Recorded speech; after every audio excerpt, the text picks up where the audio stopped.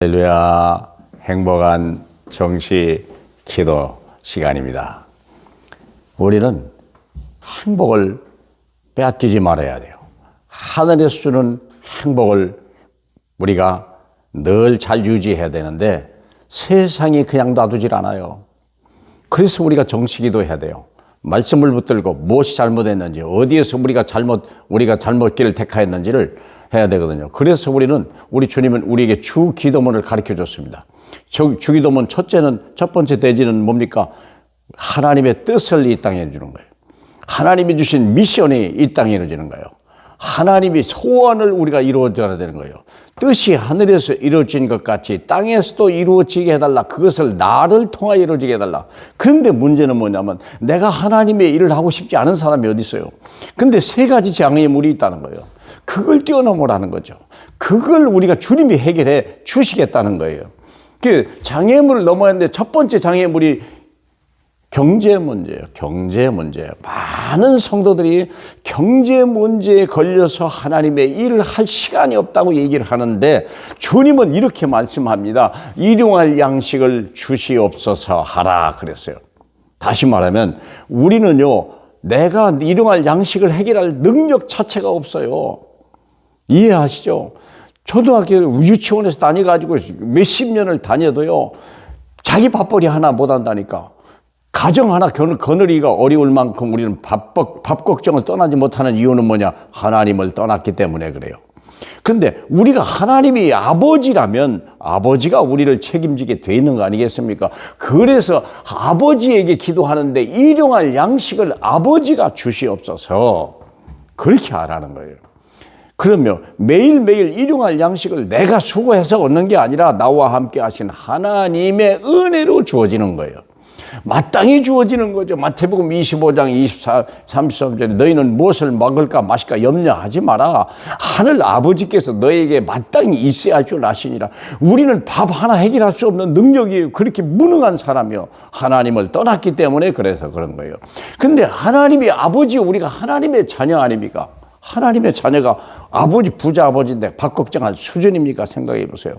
아버지가 먹을 테니까 염려하지 마라. 디모데전서 6장 6절에는 자족하는 마음이 있으면 경건에 큰 유익이 된다고 그랬어요. 다시 말하면 자족하네요. 우리가요, 아버지에게 모든 걸 둘 때요, 자족이 되는 거예요. 우리가 일용할 양식을 작은 빵 한 조각을 놓고도 하나님 앞에 감사하는 그 사람은 결국은 자족하고요, 하나님을 의지하는 사람이에요. 그 사람은 하나님이 일을 할 수 있는 사람이에요. 왜 하나님을 일을 하지 못합니까? 이유가 자기 삶 때문에 해결하지 못하니까 그래요. 이 문제를 주님이 해결하셨다는 거예요. 하나님을 만나시까 그러죠. 두 번째 우리가 하나님의 일을 하는데 방해물이 뭐냐면 인간관계입니다. 같이 교인끼리, 같이 부부끼리, 그냥 이렇게 같은 직장인끼리 그냥 싸우는 거예요. 우리가 그래서 주님은 이렇게 말합니다. 우리가 우리에게 죄 지은 자를 사준 것 같이 우리 죄를 사하여 주시옵소서. 먼저 용서하라는 거예요. 먼저 용서하라고 되어 있습니다. 사랑하는 여러분. 왜 우리가 죄를 용서하지 못합니까? 기분이 나쁘거든요. 그 사람이 때문에 내가 혹시 저 사람 때문에 내가 어려움을 당하고 혹시 이런 문제 해결하지 못하는 거 아닐까? 이런 문제 때문에. 아닙니다, 사랑하는 여러분.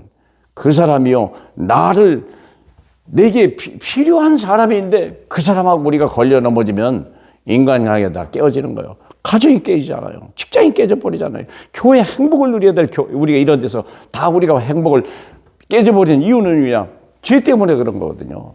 그런데 우리 주님이 우리를 용서하셨잖아요. 우리 주님만이 죄를 용서하는 권세가 있잖아요. 마태복음 9장 13절에. 그러므로 우리는요, 우리가 먼저 용서해야 돼요. 우리가 용서하지 않으면 하늘의 아버지께서 우리 죄를 용서하지 않으신다고 그랬어요. 왜 그러냐? 이 사람이 어떤 사람이든 우리가 믿는 사람이든 안 믿는 사람은 나로 인하여 구원을 받아야 할 사람이고, 믿는 사람이면 하나님이 백성이기 때문에 용서해 주라는 거예요. 그리고 우리가 비판할 권세가 없어요. 우리는 비판할 권세가 없어요. 비판하고 그 사람이 정죄하는 건 누가 합니까? 하나님이. 나를 저주한, 너를 저주하는 자는 내가 저주했다고 그랬지 왜 내가 저주를 합니까? 우리는 저주할 권세도 없고 비판할 권세도 없어요. 우리는 용서해 주라는 하나님의 엄청난 미션이, 그래야 내가 죄에서 빠져나와요. 그 사람도 빠져나오는 거예요. 죄에 한 번 걸리면요 서로 얽히고 얽혀서 또 얽혀가지고, 그래서 못 빠져나오는 거 아닙니까? 그래서 인생이 지옥같이 되는 거거든요. 인간관계, 가정이 막 지옥이 되고 직장이 지옥이 되고 교회가 지옥이 되는 마귀의 올무에 빠져버린 거예요. 대단한 여러분 아시죠? 그래서 우리가 죄에 빠지지 말아야. 죄에 빠지는 이유 욕심 때문에 그래요. 탐심 때문에. 그렇죠? 우리가 죄인의 길에 서지 말고, 악인의 꾀에 넘어가지 말고 죄인의 길에 서지 말라 그랬어요. 그리고 오만한 자리에 앉지 마라. 왜냐하면 이걸 가져다 주는 놈이 있다니까. 그 꾀는 놈이 있단 말이에요. 거기서 우리 어떤 놈입니까? 마귀가. 그래서 우리가 죄인의 길을 가게 돼 있잖아요. 같이 욕심을 버리라는 거예요. 그렇죠?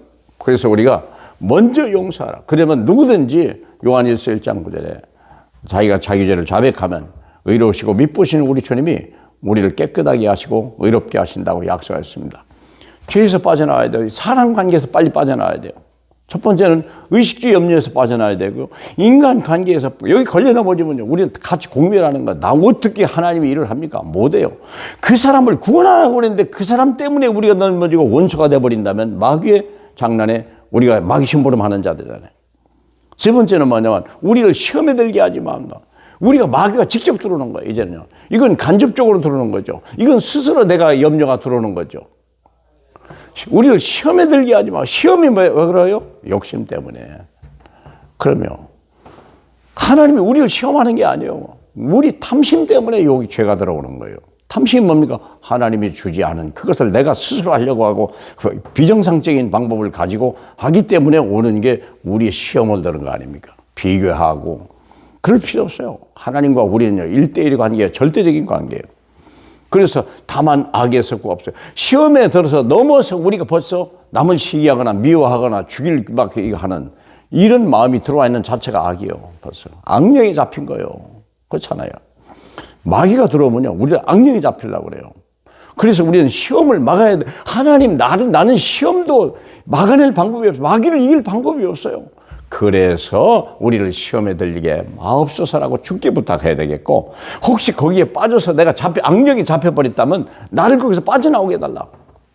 주님만이 그리 하십니다. 강한 자가 와서 더 강한 자를 집주인을 결박하고 끄집어내야 우리가 빠져나올 수 있는 거예요. 그래서 주님의 의지 때문에 장애물을 넘으셔야 돼요. 그래야 우리가 그 사람을 그 어떤 현장에서든지 복음을 전하고 그 사람을 하나님의 자녀 만들고 하나님 나라가 임하게 하는 거예요. 마귀는요 이 세 가지 장애물을 가지고 전도자의 걸음을 방해합니다. 우리 주님이 이 문제를 해결해 주시겠다고 약속하셨고요. 그분을 의지하고 그분 앞에 말합니다. 자유하시고 또 행복하시길 주님의 이름으로 축복합니다. 우리 하나님 감사합니다. 속지 말게 하시고 마귀에 속지 말게 하시고 마귀의 올무에 걸리지도 말게 하고 마귀 심부름하는 사람 되지 말게 성령으로 역사에 주시옵소서. 예수님 이름으로 기도합니다. 아멘.